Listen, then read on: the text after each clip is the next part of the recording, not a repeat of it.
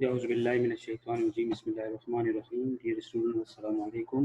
उम्मीद है आप लोग सब खैरियत से होंगे। आज हमने जो लास्ट टाइम जो लेक्चर स्टार्ट किया था वो मल्टीप्लेक्सिंग था। और मल्टीप्लेक्सिंग के अंदर हमने आपको ये बताया कि मल्टीप्लेक्सिंग जो है एक ऐसी टेक्निक है जो हमें कम्युनिकेशन के लिए हर जगह पे इसका इस्तेमाल करता है। तो ये इसलिए हम करते हैं कि जब हमारे पास हम अपनी बैंडविड्थ को शेयर करवाना चाहें तो बैंडविड्थ को शेयर करवाने के लिए हमें जो है वो मल्टीप्लेक्सिंग की ज़रूरत पड़ती है। ये और इसका मतलब ये होता है कि हमारे पास जहाँ मल्टीप्लेक्सिंग होती है वहाँ पे हमें डीमल्टीप्लेक्सिंग की भी ज़रूरत पड़ती है। मल्टीप्लेक्सिंग का ये मतलब है कि जब दो या दो से ज़्यादा हमारे पास अगर हम इनपुट हैं और उसको हमारे पास आउटपुट जो है वो एक भेजना चाहें एट द सेम टाइम तो हम किस तरीके से उसके लिए हम एक मल्टीप्लेक्सिंग का प्रोसीजर फॉलो करते हैं। ठीक है, यानी मैनी टू वन अगर हमारे पास एक लिंक है, अगर हम उसके ऊपर बहुत से डाटा को भेजना चाहते हैं तो हमारे पास एक टेक्निक को मल्टीप्लेक्सिंग कहते हैं। इसी तरह अगर मल्टीप्लेक्सिंग का क्या मतलब होता है कि अगर हमारे पास एक इनपुट है, ठीक है, एक एक इनपुट है लेकिन हम उसको बहुत से आउटपुट के तौर पे उसको भेजना चाहते हैं तो ये हम दूसरी तरफ डीमल्टीप्लेक्सिंग होती है। तो हमने पिछले लेक्चर में जो बातें डिस्कस की थी वो ये थी कि जो फ्रीक्वेंसी डिवीजन मल्टीप्लेक्सिंग जो कि हम एनालॉग कम्युनिकेशन में हम इस्तेमाल में लाते हैं। इसके बाद जो सेकंड टेक्निक है वो है हमारे पास WDM जिसको कहते हैं वेव लेंथ डिवीजन मल्टीप्लेक्सिंग। और it is design to use the high data rate capability of the fibre optic cable. तो आप ये कह सकते हैं कि हमारी जो फाइबर ऑप्टिक की जो कम्युनिकेशन होती है वो WDM की मल्टीप्लेक्सिंग इसके ऊपर अप्लाई की जाती है। ठीक है, क्योंकि फाइबर ऑप्टिक केबल की जो डाटा रेट होता है वो बहुत ज़्यादा होता है तो उसके लिए हम जो है वो वेव लेंथ की बुनियाद के ऊपर हम इसकी मल्टीप्लेक्सिंग करते हैं। The optical fiber data rate is higher than the data rate of the metallic transmission cable. So using a fiber cable for one single line, they wastage the available bandwidth. ठीक है, तो इसका मतलब है क्योंकि हमारा जो डाटा रेट होता है वो तो चूँकि ज़्यादा होता है आम जो हम केबल मीडियम यूज़ करते हैं, तो सिंगल लाइन के लिए अगर हम फाइबर ऑप्टिक यूज़ करते हैं तो ये हमारी अवेलेबल बैंडविड्थ को ज़ाया कर देती है। इसी वजह से हम मल्टीप्लेक्सिंग जो है वो अलाउ करते हैं ताकि हम सेवरल लाइन्स को एक पोजीशन में ला सकें। WDM basically conceptually as the same as FDM। ठीक है, कंसेप्चुअली जो है बेसिकली उसी तरह काम करती है जिस तरह FDM काम करती है, बट एक्सेप्ट क्या है that the multiplexing and demultiplexing involve optical signal transmitted through fibre optic channel. लेकिन इसमें फ़र्क क्या है, वेव लेंथ का ताल्लुक चूँकि लेंथ के साथ होता है तो हमारे जो मल्टीप्लेक्सिंग और डीमल्टीप्लेक्सिंग है बेसिकली इसके अंदर जो सिग्नल्स होते हैं वो ऑप्टिकल सिग्नल्स होते हैं। ठीक है, ज़ाहिर बात है उसके अपनी भी फ्रीक्वेंसीज होती हैं लेकिन वो जो ऑप्टिकल सिग्नल्स होते हैं फिर हम उसको आप फाइबर ऑप्टिक चैनल्स के ऊपर उसको आगे मतलब मल्टीप्लेक्स और डीमल्टीप्लेक्स करते हैं। The idea is the same, idea जो है इसमें सेम है कि we are combining different signals of the different frequencies. ठीक है, क्योंकि हम मुख्तलिफ फ्रीक्वेंसीज के सिग्नल को कंबाइन करेंगे इस तरह और द डिफरेंस जो होगा is that the frequencies are very high. लेकिन इसमें जो डिफरेंस होता है वो क्या होता है कि हमारे पास जो नॉर्मल फ्रीक्वेंसी जो हमारे FDM होती हैं उसके अंदर फ्रीक्वेंसी जो है वो कम हर्ट्ज की होती हैं, लेकिन यहाँ पे जो हमारे पास फ्रीक्वेंसी होती है उनकी कैपेसिटी बहुत ज़्यादा होती है, वेरी हाई होती है। तो ये आप देख सकते हैं, इसको अगर हम डायग्रामेटिकली शो करें तो हमारे पास ये देखिए ये लैम्डा है, तो लैम्डा आपको पता है यानी हमारे जो वेव लेंथ होती है उसको हम लैम्डा से रिप्रेजेंट करते हैं। So we have different optical signals and then we are pass the WDM, so they are combined and the similar जो है वो हमारा WDM जो है वो इसी तरीके से काम करते हैं। लेकिन ये जो काम होती है वो उनकी फ्रीक्वेंसी सिग्नल्स की वेव लेंथ के ऊपर वेरी करती है और वेव लेंथ जो है ज़ाहिर बात है फ्रीक्वेंसी से भी बिलोंग करती है। So it is also analogue multiplexing technique to combine the optical signal. तो आप ये कह सकते हैं कि हमारे जो एनालॉग मल्टीप्लेक्सिंग क्योंकि ये फ्रीक्वेंसी बेस्ड है तो इसीलिए एनालॉग मल्टीप्लेक्सिंग टेक्निक है, लेकिन ये ऑप्टिकल सिग्नल्स को कंबाइन करने के लिए इस्तेमाल करते हैं। ठीक है, the combining and splitting of light sources they are easily handled by the prism. अब आपको चूंकि लाइट सिग्नल्स है क्योंकि इसके अंदर तो लाइट सिग्नल्स होते हैं तो इसके लिए हम क्या करते हैं, हम एक प्रिज्म यूज़ करते हैं। तो प्रिज्म आपको पता है फिजिक्स के अंदर हमारे पास एक यानी एक शीशा होता है, प्रिज्म उसको हम कहते हैं।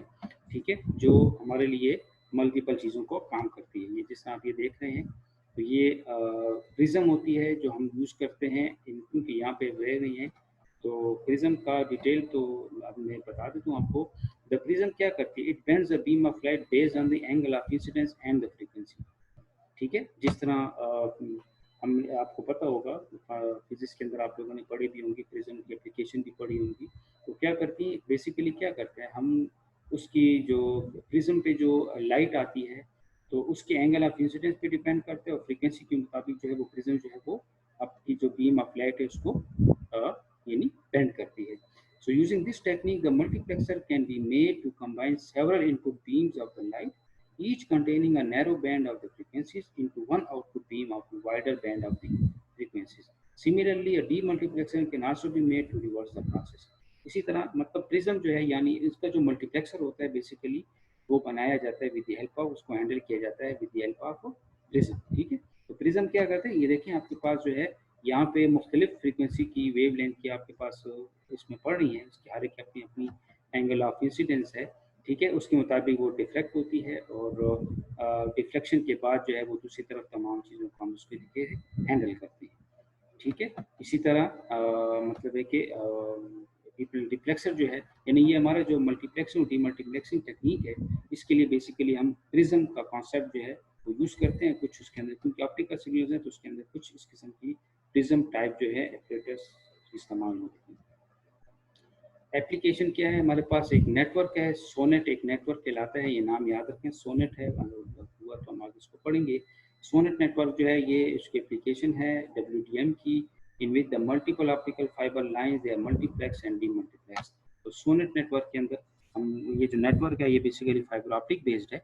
ठीक है, इसके अंदर जो हमने मल्टीपल ऑप्टिकल फाइबर्स को, फाइबर लाइंस को हम मल्टीप्लेक्सिंग भी करते हैं और डीमल्टीप्लेक्सिंग भी करते हैं, आगे फिर फाइबर के को आगे ट्रांसफर करते हैं। ठीक है जी, तो ये तो हमारी सेकंड टेक्निक थी। अब हमारे पास जो थर्ड टेक्निक है जिसको कहते हैं टाइम डिवीजन मल्टीप्लेक्सिंग, जिसको हम कहते हैं डिजिटल मल्टीप्लेक्सिंग। अब वो सिग्नल्स जो डिजिटल सिग्नल्स होते हैं, अब हमारे पास जो मैकेनिज्म है उसको हम कहते हैं टाइम डिवीजन TDM। ठीक है, इसका क्या मतलब है, it is a digital process it allows several connections to share the high bandwidth of the. लेकिन ये जो दो टेक्निक्स हम पीछे पढ़ चुके हैं ये एनालॉग टेक्निक्स हैं, लेकिन इससे पीछे जो अब हम जो पढ़ रहे हैं ये डिजिटल है, इनमें डिजिटल प्रोसेस है। इन डिजिटल सिग्नल्स अगर हमारे पास हों तो हम उस सूरत में अपने डाटा को किस तरीके से आगे अपनी बैंड को शेयर करवाएंगे। Instead of sharing a portion of the bandwidth as in FDM, now the time is, अब ये देखिए नाम से जाहिर है टाइम इज शेयर, यानी यहाँ पे होता क्या है ये आप जरा समझ लें, पहले डायग्राम पे समझ लेते हैं। ये देखें हो क्या रहा है, बेसिकली आपका वही प्रोसीजर है, लेकिन हम वहाँ पे क्या कर रहे थे, हम वहाँ पे ये कर रहे थे कि मल्टीप्लेक्सिंग के अंदर ये FDM के अंदर हम ये कर रहे थे कि आपके पास 4 इनपुट लाइंस हैं, उन 4 इनपुट लाइंस के मुताबिक आपने आपकी लिंक जो है डाटा फ्लो करवाना है। लेकिन वो जो सिग्नल हम बनाते थे उसके मुताबिक हर मीडियम का या हर डिवाइस का या हर इनपुट लाइन का एक सेपरेट फ्रिक्वेंसी हम लेते थे और उसके मुताबिक उसकी कैरियर फ्रिक्वेंसी के अंदर हम उसमें चेंजेस लाते थे, उसके मुताबिक आपका डाटा जो था वो लिंक के ऊपर जाता। अब टाइम का मतलब क्या है, टाइम का मतलब ये है कि यहाँ पे हम एक टाइम स्लॉट फिक्स कर लेते हैं। ठीक है, क्या मतलब है, अब इसमें पूरी की पूरी बैंडविड्थ जो है वो हर एक यूज़र को अवेलेबल होगी। ठीक है, लेकिन एक पार्टिकुलर टाइम के ऊपर, मिसाल के तौर पे आपको ये नज़र आ रहा है, तो टाइम डिवीजन मल्टीप्लेक्सिंग ये जो टेक्निक है वो ये कहती है कि अब हम यहाँ पे बैंडविड्थ को डिवाइड नहीं कर रहे, हमारी जो अवेलेबल बैंडविड्थ है वो पूरी की पूरी बैंडविड्थ जो है हम इस पार्टिकुलर यूज़र को देंगे। इसका मतलब क्या है, 1 2 3 4, मतलब ये देख रहे हैं कि देखें आपका एक इस पार्टिकुलर टाइम पे 1 का डाटा जाएगा, अगले पार्टिकुलर टाइम पे 2 का डाटा जाएगा, अगले 3 पे 3 का होगा, 4 पे 4 का होगा, इसी तरह 1 2 3 4 1 2 3 4, ये है टाइम डिवीजन मल्टीप्लेक्सिंग। ठीक है, द होल बैंडविड्थ हमारी क्या है वो हमने यूटिलाइज किया। अब हमारी जो बैंडविड्थ है उसके लिए हमारे पास फ्रीक्वेंसी सीक्रेट नहीं है, हमने पूरी की पूरी बैंडविड्थ जो लिंक की पूरी बैंडविड्थ है वो हमने एलोकेट कर दी सिंगल यूज़र को, लेकिन वो सिंगल यूज़र जो होगा बिल्कुल एक पार्टिकुलर टाइम के ऊपर काम करेगा। ठीक है जी, टाइम के ऊपर है, टाइम, उस एक ख़ास टाइम पे यूज़र 1 का डाटा जाएगा, दूसरे टाइम पे यूज़र 2 का डाटा जाएगा, तीसरे टाइम पे अगले टाइम पे 3 का जाएगा, अगले टाइम पे 4 का जाएगा। अगर इससे ज़्यादा हैं तो बस इसको हम कहते हैं टाइम डिवीजन। ठीक है, instead of sharing a portion of the bandwidth that's which FDM. FDM के अंदर तो हम बैंडविड्थ को पोर्शन बना लेते थे, यानी एक बड़ी बैंडविड्थ के अंदर मल्टीपल पोर्शन बन गए। यहाँ पे क्या है, each connection occupies a portion of time in the link. यहाँ पे आप हर कनेक्शन जो है वो टाइम का पोर्शन ऑक्युपेट करता है। The portion of signal 1, 2, 3 and 4 occupy the link sequentially। इसका क्या मतलब है कि अब हमारे पास सिग्नल का डिजिटल मल्टीप्लेक्सिंग टेक्निक है, हमारे पास जो सिग्नल्स की पोर्शन है वो 1, 2, 3, 4 क्या कर, हमारे पास 4 डिवाइसेस हैं, तो 4 डिवाइसेस में पहला 1, दूसरा 2, तीसरा एंड 4, फिर 1, फिर 2, फिर 3, फिर 4। ठीक है, इस तरीके से जो है हम इसको टाइम की बुनियाद के ऊपर हम इसकी मल्टीप्लेक्सिंग करेंगे। एक टाइम इंटरवल इन्वॉल्व है यहाँ पे बेसिकली। The digital data, ये digital multiplexing technique है। The digital data from different sources they are combined into one time shared link। यानी यहाँ पे अब लिंक शेयर हो रहा है, यहाँ पे बैंडविड्थ शेयर हो, लिंक शेयर हो रहा है on the basis of time। ये डिजिटल मल्टीप्लेक्सिंग टेक्निक में हम किसी फ्रीक्वेंसी को नहीं लेते, हम किसी वेवलेंथ को नहीं लेते, बल्कि हम टाइम को लेते हैं। ठीक है, यानी हम कहते हैं ये जिस तरह वही है, अगर आपने अपलोडिंग सिस्टम पढ़ा होगा तो उसमें वो तो आपके टाइम शेयरिंग सिस्टम पढ़े होंगे प्रोसेसिंग मेथड्स में, जैसे बैच प्रोसेसिंग है, ऑनलाइन प्रोसेसिंग है, रियल टाइम एप्लीकेशन है, जैसे टाइम शेयरिंग सिस्टम है। तो वहाँ पे भी क्या होता है कि हर यूज़र के लिए एक पार्टिकुलर सीपीयू का एक टाइम स्लॉट असाइन कर दिया जाता है। ठीक है, बिल्कुल उसी तरह यहाँ पे भी यही है। तो फिर मैं आपको एक्सप्लेन करता चलूँ कि टाइम डिवीजन मल्टीप्लेक्सिंग ये डिजिटल प्रोसेस टेक्निक है जिसके अंदर हम बैंडविड्थ को शेयर करवा रहे हैं on the basis of time. अब होता ये है बेसिकली कि हमारी वहाँ पे पहले क्या था कि हम कैरियर फ्रीक्वेंसी को डिवाइड करके उसमें चेंजेस लाते थे। ठीक है, और फिर एक कंबाइंड सिग्नल बना के सिंगल कंपोजिट सिग्नल बना के हम आगे फॉरवर्ड करते थे। अब यहाँ पे हमारे पास ऐसा डायग्रामेटिकली जो है, यहाँ पे देखिए, यहाँ पे कोई सिग्नल, यहाँ पे जो लाइन डिवाइड है ये टाइम वाइज डिवाइड है, यानी ये एक वर्टिकल अप्रोच है। ठीक है जी। So TTM is a digital multiplexing technique for combining several low rate digital channels into one high rate one। ठीक है, मतलब अगर हमारे पास डिजिटल चैनल जो है वो लो डाटा रेट्स के भी हों या हाई के भी हों तो उसको हम आगे कन्वर्ट करते हैं। अब बेसिकली होता ये है कि हम यहाँ पे डिवाइड करते हैं इस TTM को, फिर हमारे पास क्या के दो स्कीम्स है। We can divide this TTM into two different scheme. एक को कहते हैं सिंक्रोनस TTM, एक को कहते हैं स्टैटिस्टिकल TTM। यानी हमारे जो आप टाइम डिवीजन टेक्निक है इसको मज़ीद इन्हेंस किया गया, इसको मज़ीद आगे एक्सप्लेन किया गया on the basis of to techniques. ठीक है, एक को कहते हैं सिंक्रोनस, एक को कहते हैं स्टैटिस्टिकल। एक कहते हैं सिंक्रोनस TTM, एक को कहते हैं स्टैटिस्टिकल TTM। अब इसको वन बाई वन देखते हैं जी। सिंक्रोनस TTM क्या है? सिंक्रोनस TTM पहले देख लेते हैं। ये देखिए जी, ये मेरे पास क्या है, मेरे पास ये है सिंक्रोनस का मतलब। फिर आके देखिए, मैंने आपको बताया सिंक्रोनस का लफ्ज़ जहाँ पे भी आएगा तो आप उसको ज़हन में रख लें कि वो सिंक्रोनस का मतलब होता क्या है, एक टाइम स्लॉट। यहाँ पे आप देख सकते हैं कि मेरे पास ये 3 यूज़र है। ठीक है, ठीक है। अब टाइम डिवीजन का मतलब तो समझिए कि इस data are taken from each line every T second, यानी हमने खास टाइम स्लॉट असाइन कर दिया। ठीक है, कि इस टाइम के ऊपर जो है वो इसका जाएगा, अगले टाइम सेकंड में इसका डाटा जाएगा, अगले टाइम सेकंड में इसका। ये देखें जैसे ये सही है जी। तो ये हमने टाइम डिवीजन कर लिया, तो हमारा एक फ्रेम बनेगा A1 B1 C1। अगला फ्रेम में क्या जाएगा A2 B2 C2। अगला फ्रेम में क्या जाएगा A3 B3 C3। ठीक है जी, यानी ये एक टाइम, ये दूसरा टाइम, यानी तीसरा। मतलब है कि ये फॉर एग्जांपल यूज़र ए है। अब यूज़र ए के डाटा को हम बेच रहे हैं on the basis of time, तो हम एक टाइम, हमारे पास एक फ्रेम बन जाता है। ठीक है, जो कि हम इसमें इस्तेमाल करते हैं TTM के अंदर सिंक्रोनस में। और हर टाइम स्लॉट जो है उसकी ड्यूरेशन क्या है, T डिवाइडेड बाय 30, मतलब 3 सेकेंड्स। तो मतलब अगर आपने 5 सेकंड्स दिए तो हर एक के लिए आपने इसको 5 सेकंड्स को 3 पे डिवाइड कर दें तो उतने सेकंड्स का डाटा जो है आके ट्रांसफर होगा। ठीक है जी, डायग्राम क्लियर है? डायग्राम क्या कह रही है, STTM ये कहती है, सिंक्रोनस TTM ये कहती है कि हमने एक पार्टिकुलर टाइम स्लॉट हर एक यूज़र के लिए फिक्स कर दिया। यानी इस टाइम के अंदर A1 B1 C1 का डाटा होगा, इस टाइम के अंदर A2 B2 C2 का डाटा होगा, और इस टाइम के अंदर A3 B3 C3 का डाटा फ्रेम की सूरत में ट्रांसमिट होगा। Data are taken from each line every T second, यानी डाटा को हम हर टी सेकेंड्स के बाद यहाँ से डाटा डिवाइस से लिया जाएगा। ठीक है जी।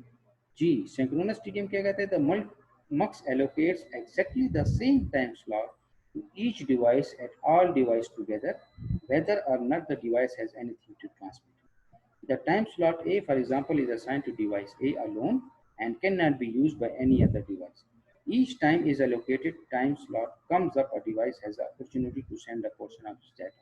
If a device is unable to transmit or does not have any data to send, time slots remain empty. समझ आई? इस मतलब सिंक्रोनस में क्या हुआ, सिंक्रोनस के अंदर मैंने आपको दोबारा बता दूं कि हमने अगर हमारे पास ये 3 डिवाइस हैं, यहाँ आपको बता रहा है 3 डिवाइसेस हैं, ए बी सी 3 डिवाइसेस हैं और हमने एक टाइम स्लॉट असाइन कर दिया। ये तो आपको पता चाहिए ना कि टाइम डिवीजन में क्या है कि हमने आके लिंक को हैंडल करना है, डाटा भेजना है on the basis of time. ठीक है, इसका मतलब क्या है कि अगर हमारे पास 4 डिवाइसेस हैं, यहाँ एग्जांपल में हमारे पास कितने हैं, 3 डिवाइसेस बता रही हैं, तो 3 डिवाइसेस में आप देखें तो अब 3 डिवाइसेस के लिए आपने खास टाइम स्लॉट असाइन कर। सिंक्रोनस का मतलब क्या होता है, सिंक्रोनस का मतलब हमेशा मैं क्या कहूँ ना, टाइम की बात होती है। एक पर्टिकुलर टाइम स्लॉट हमने असाइन कर दी। फॉर एग्जाम्पल हम कहते हैं जी 3 सेकेंड्स, तो हर 3 सेकेंड्स के अंदर यूजर ए बी वन का डाटा जो भी होगा उसको हम आगे भेजेंगे। अगले 3 सेकंड में उसी यूजर्स के data in the form of frames की सूरत में आगे जाए। तो टोटल 3 सेकंड, तो हर एक को कितना सेकंड मिले, 3 डिवाइडेड बाई 3 यानी 1 सेकंड। अगर मिसाल के तौर पे 3 सेकंड का टाइम स्लॉट है तो हर एक सेकंड, एक सेकंड दूसरा सेकंड, तो ये एक फ्रेम बन जाएगा। क्लियर है जी? तो कैसे हम करते हैं synchronous TDM frames. Synchronous TDM frame का क्या मतलब है, the time slots are grouped into frames. अब हम टाइम स्लॉट्स को फ्रेम्स की सूरत में कंबाइन कर लेंगे। तो आपको पता है फ्रेम क्या होता है, a frame is a consist of one complete cycle of time slots including one or more slot dedicated to each sending device. हमने टाइम स्लॉट्स को फ्रेम में डिवाइड कर दिया। जैसे मैंने बताया कि अगर मिसाल के तौर पे मेरे पास 3 सेकंड है, ठीक है, आपने 3 सेकंड्स का ड्यूरेशन रखे कि हर 3 सेकंड के बाद जो है वो डाटा लिंक के ऊपर भेजा जाएगा। जब 3 सेकंड है तो हर एक को आपके 3 डिवाइसेज हैं तो हर एक को आपने कितने सेकंड दिए, एक सेकंड दिए। एक सेकंड फिर अगला सेकंड फिर अगला सेकंड, तो ये एक फ्रेम बन जाता है। इसी तरह अगला फ्रेम जब आएगा तो उसके अंदर एक सेकंड, अगला सेकंड, अगला सेकंड। अगर मेरे पास 3 सेकंड है लेकिन 5 डिवाइसेज हैं, फिर आप हर डिवाइस को कितना टाइम देंगे, 3 डिवाइडेड बाई 5, 3 डिवाइडेड बाई 5। तो जितने भी सेकंड्स बने उसके मुताबिक हम ये स्लॉट असाइन करते हैं। तो फ्रेम का मतलब यहाँ पे क्या होगा कि हमारा जो सिंक्रोनस टीडीएम है इसके ऊपर हम अपने डाटा को ग्रुप करते हैं in the form of frame. Frame क्या है, consist of one complete cycle of time slot. पूरा कंप्लीट साइकिल है, ये देखिए ये पूरा फ्रेम है, ये एक कंप्लीट साइकिल है, जितना साइकिल आपने दिए हैं। अब हर साइकिल के अंदर क्या है, वन और मोर स्लॉट्स हैं जो कि आपने डिवाइसेस के साथ डेडिकेट किया हुआ। ठीक है, समझ आ रही है बात? In a system with an input line, अगर मेरे पास सिस्टम है जिसमें एन इनपुट लाइंस हैं तो हर फ्रेम कितने होगा, at least n slots with each slot allocated to carry data from specific input line. ठीक है, अगर मेरे पास एन इनपुट लाइंस हैं तो हर फ्रेम में कितनी होगी, एन स्लॉट्स होंगे। अगर मेरे पास पांच इनपुट लाइंस हैं यानी 5 डिवाइसेस हैं तो हर फ्रेम में कितने स्लॉट्स होंगे, 5 स्लॉट होंगे। ठीक है ना, जितने नंबर ऑफ डिवाइसेस होंगी या इन जिसको हम इनपुट लाइंस कहते हैं उतने नंबर ऑफ स्लॉट्स होंगे हर फ्रेम के अंदर, ये याद रखें। The number of slots in each frame is always equal to the number of input lines. If we have 10 devices and we want to send the data 10 devices upon the link, then our frame consists of 10 slots। अब उसका time जो होगा वो different होगा, हर slot का time जो होगा वो डिफरेंट होगा, ये याद रखें, बस ये चीज़ें आपने याद रखें। If all the input devices sharing a link, they are transmitted at the same data rate, so each device has a one time slot per frame। इसका मतलब है कि आपके पास एक हर फ्रेम के अंदर जो है वो एक पर्टिकुलर वन टाइम स्लॉट होगा वो हर डिवाइस। अगर फॉर एग्जांपल मतलब आपका सेम डाटा रेट के ऊपर जो है वो तमाम इनपुट डिवाइसेज हैं। अब इसमें एक चीज़ होती ये है, ठीक है, अब मतलब इसमें चीज़ है आपको समझ आ गई ना, ये मेन पॉइंट है synchronous time division multiplexing. In asynchronous TTM, the data rate of the link is n time faster than and the unit duration is n time short। ठीक है, मतलब हमारा जो डाटा रेट होगा लिंक का data यहाँ पे n टाइम्स फास्टर होगा। जितने हमारे पास, सारी बात है ना, देखिए जितना हमारे पास नंबर ऑफ इनपुट ज़्यादा है, ठीक है, उतना हमारा जो लिंक का डाटा रेट जो होगा वो हम क्या कर रहे हैं, बेसिकली वो ज़्यादा भेज रहे हैं, ज़्यादा डाटा ट्रांसफर हो रहा है। ठीक है, अब देखिए हमारे पास नंबर ऑफ इनपुट कितने हैं, 5 हैं, तो number of slots her frame में कितने हैं, ये 5। ये बात ये याद रखें। ठीक है, कि जितने 5 इनपुट डिवाइसेस हैं मल्टीप्लेक्सर को जब आप देंगे तो मल्टीप्लेक्सर के ऊपर जो सिंक्रोनस टीडीएम के जो फ्रेम होगा उसके अंदर उतने नंबर ऑफ स्लॉट्स होंगे, लेकिन उन स्लॉट्स का पार्टिकुलर टाइम जो होगा वो फिक्स होगा according to the main time slot. ठीक है, अगर मेरे पास आपने 2 सेकंड रखे हैं, 2 सेकंड का टाइम स्लॉट है और 5 डिवाइसेस है, तो हर एक डिवाइस को कितना टाइम मिलेगा? 2 डिवाइडेड बाय 5, 2 तक़सीम में 5 कर लें, ठीक है, पॉइंट समथिंग वैल्यू आती है, तो हर डिवाइस को इतने सेकंड मिलेंगे।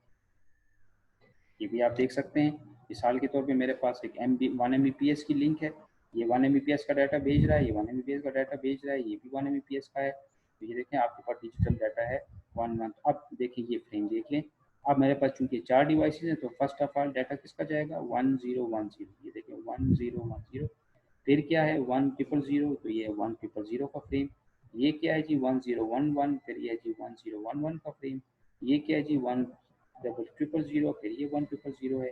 इसी तरह इसका मतलब ये है कि ये एग्जांपल आपको ये बता रहा है कि मेरे पास 4 इनपुट डिवाइसेस हैं और चारों के जो है इस वक्त डाटा सेंड हो रहा है, चारों जो है वो डाटा सेंड करना चाहते हैं हर, तो इस सूरत में आपके पास जो है तो ये सिंक्रोनस टीडीएम जो है इस तरीके से काम करती है। तो सिंक्रोनस टीडीएम फ्रेम्स की बुनियाद पे काम करती है, ठीक है। जितने फ्रेम्स के अंदर क्या होते हैं? नंबर ऑफ स्लॉट्स होते हैं। फ्रेम का टोटल टाइम जो होता है वो मेन टाइम से बराबर होता है, लेकिन हर टाइम स्लॉट उसको हम डिवाइड करते हैं, ठीक है। इसको इंटरलीविंग प्रोसेस कहते हैं। ये भी आप मतलब समझाने के लिए है। द इंटरलीविंग किसे कहते हैं? The process of taking a group of bits from each input line for multiplexing is called interleaving. We interleave bits 1 - n from each input on to 1 out. ये देखें इंटरलीविंग का मतलब एक प्रोसेस है। ये देखें ये सिंक्रोनाइजेशन है। यहाँ पे क्या हो रहा है? ये देखें एक मतलब सर्कल चल रहा है A1 B1, तो ये देखें A1 B1 C1, ये मल्टीप्लेक्सिंग है। ये दूसरी तरफ क्या है? ये डी मल्टीप्लेक्सिंग। यहाँ पे ये सर्कल मतलब ये आप देख सकते हैं ये सर्कल चल रहा है। सर्कल में क्या होगा? इस सर्कल जब चलेगा तो ये देखें A1 B1 C1, तो ये बन गया A1 B1 C1।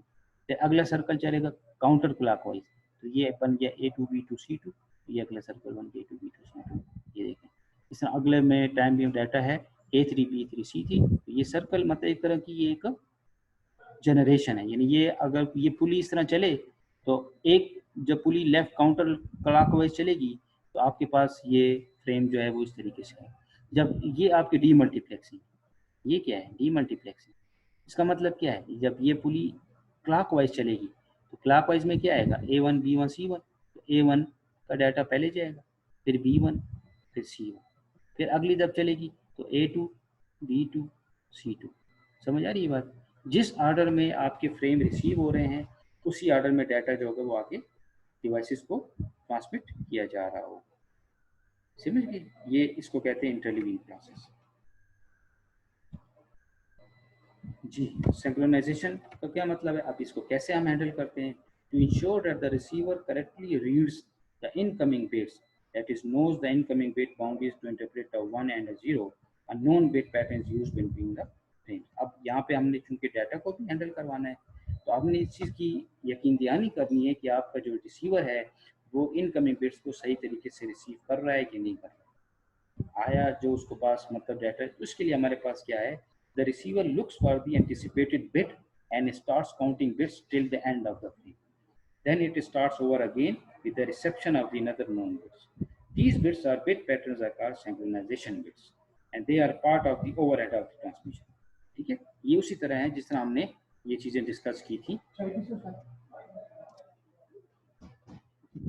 जी, जिस तरह हमने वहाँ पे डिस्कस किया था, जिस तरह आपको मैंने बताया था कि हमारे पास इसमें क्या होता है, जिस तरह वो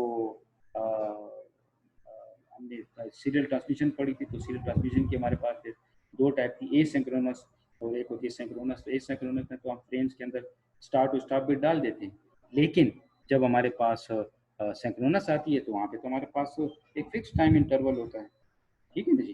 तो इस वजह से फिर हम क्या करते हैं इसके लिए यहाँ पे भी हम बिट्स डाल देते हैं। तो ये देखें ये सिंक्रोनाइजेशन पैटर्न है, ठीक है। यानी 1 0 1, इसका क्या मतलब है कि पहले फ्रेम के साथ 1 है, जो ही 1 आएगा तो हम कहेंगे जी जब रिसीवर जाएगा तो वो डाटा उसके लिए। अब ये आपको बता रहा है कि इसमें A1 है, इस फ्रेम का डाटा B कर गई है, C का डाटा है। इसी तरह अगला ये इसको कहते हैं सिंक्रोनाइजेशन पैटर्न 1 0 1 0, ठीक है। ये सिर्फ पेज बताता है जब ये 1 आएगा इस फ्रेम के साथ एक एक्स्ट्रा पैटर्न बनता है, एक्स्ट्रा हम मतलब एक बिट पैटर्न बनाते हैं, इसको हम ये पैटर्न फॉलो किया जाए, इसको कहते हैं फ्रेमिंग बिट्स। ठीक है, ये फ्रेमिंग बिट्स है, ये बेसिकली एक्नॉलेजमेंट के लिए, सॉरी ये सिर्फ रिसीवर को बताने के लिए कि जी हम ये डाटा जो है हमारे पास इस वक्त यहाँ पे फ्रेम एंड हो रहा है और यहाँ पे फ्रेम अगला, यानी इसका मतलब है कि फ्रेम एंड यहाँ पे हो गया, इसके बाद जो डाटा आएगा ये फ्रेम 2 से रिलेटेड है। ये डाटा जब ये 0 रिसीव करेगा रिसीवर, ठीक है, तो उसको यहाँ पे पता चलेगा कि यहाँ पे मेरा ये 0 खत्म हो गया है, इसका मतलब कि मेरा फ्रेम 2 खत्म हो गया। ठीक है, इसी तरह फ्रेम 3 जो है, फ्रेम 3 जो है वो वन इस तरह ये पैटर्न हम बनाते हैं। तो इसका मतलब क्या है कि रिसीवर जो है लुक्स फॉर,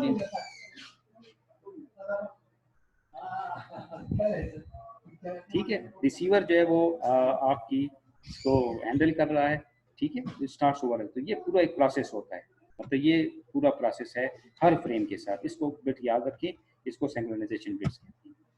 अलबत्ता ये है, ये आपकी ट्रांसमिशन का ओवरहेड है, यानी ये एक्स्ट्रा बिट्स हमें लगाने पड़ते हैं, इसके बगैर हम फिर अपना प्रोसेस कंप्लीट सिंक्रोनाइजेशन का नहीं कर सकते। ठीक है जी। हाँ, अब ये क्या है, इसका एक ड्रॉबैक है। क्या ड्रॉबैक है जी? Inefficient use of bandwidth. जिस तरह भी आपने देखा, यहाँ पे देखें क्या हो रहा है, इस डायग्राम को अगर आप देखें, इस फ्रेम के अंदर यूजर ए का डाटा है, डिवाइस ए का डाटा है, ये स्लॉट खाली है, इसमें डिवाइस सी का डाटा है, इसमें क्या है, डिवाइस ए और डिवाइस बी का डाटा है, लेकिन ये स्लॉट खाली है, और इसमें तीनों का डाटा है। इन सब sometimes an input link may have no data to transmit. ठीक है, sometimes an input link may have no data to transmit. अब यहाँ पे हमारे पास बाज़ औक़ात ऐसा हो सकता है कि डिवाइस का डाटा नहीं है, लेकिन चूंकि टाइम तो फिक्स है, टाइम फिक्स है, ठीक है जी। तो इसीलिए हम यहाँ पे क्या करते हैं, when that happens one or more stars on the output link they will go unused, this is wasteful of bandwidth. इसका मतलब क्या हुआ, मिसाल के तौर पे आपको मैंने बताया जैसे ये, ठीक है जी, जी ठीक है, तो ये एक आप कह सकते हैं this is the drawback of the synchronous TTM. Synchronous TTM का क्या ड्रॉबैक है, ये तो आपको पता चल गया कि जो हमारे पास फिक्स डाटा रेट है, मतलब खास टाइम स्लॉट जो है वो इसमें गिवन है। जब खास टाइम स्लॉट अवेलेबल है, आप उस टाइम स्लॉट के ऊपर आपने डाटा, जैसे ये देखिए, अब इसमें देखिए इस फ्रेम में देख सकते हैं कि आपके पास डिवाइस ए का डाटा है, ओके, बी का कोई डाटा, बी जो है कनेक्टिंग है लेकिन कुछ डाटा नहीं सेंड कर, ये है। इसी तरह इस फ्रेम में देखें तो इसमें हमारे पास सिर्फ इस फ्रेम में सिर्फ ये 1 और इस फ्रेम पे ये 4 इसका है। तीसरे में क्या है, 1 है, 2 का डाटा नहीं है, 3 और 4 का डाटा, तो ये हमारा एम्प्टी स्लॉट, तो यहाँ पे हमारे पास टाइम जो है वो ज़ाया हो रहा है। ठीक है, तो this is the drawback of the synchronous TTM. Synchronous TTM में हमारे पास प्रॉब्लम क्या है, प्रॉब्लम ये है कि हम इन चीज़ों को देख लेते हैं कि जब हमारे पास टाइम फिक्स हो जाता है तो हमने एक पार्टिकुलर टाइम जो है वो यहाँ पे फिक्स कर दिए, आया उसका डाटा है या नहीं। अगर जो डाटा है तो डाटा सेंड होगा, अगर डाटा नहीं है इसका मतलब है कि टाइम जो है यहाँ पे वेस्ट होगा। तो इसका ये इसका ड्रॉबैक है। ठीक है, बाकी इसको हैंडल करने के लिए फिर हमारे पास जो है नेक्स्ट टेक्निक है, जो कि इंशाल्लाह नेक्स्ट टाइम डिस्कस करेंगे। थैंक यू, अल्लाह हाफ़िज़।